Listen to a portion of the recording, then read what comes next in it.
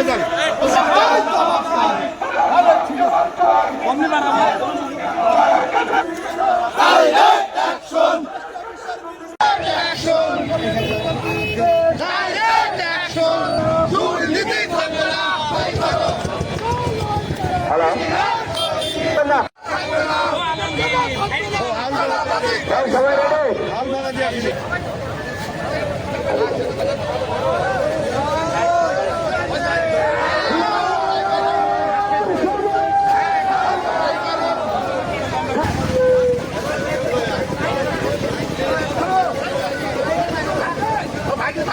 আমার সাথে সবাই বলবে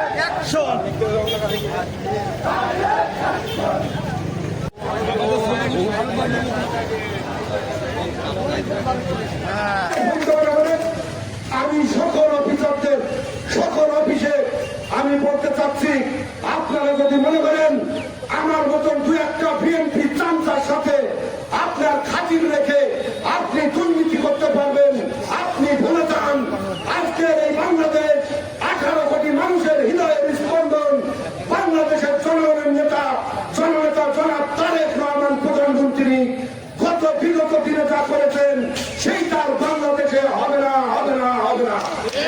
সকলকে এই মামলা প্রত্যাহার করতে হবে, ব্যবস্থা নিতে হবে। হাসপাতাল, কৃষি অফিস সহ যেসব আওয়ামী লীগের দোসররা এখনো বসবাস করে এই স্থিতি পরিবেশকে ঘোরাফি করার চেষ্টা করছে, তাদের বিরুদ্ধে আমাদের প্রতিবাদ।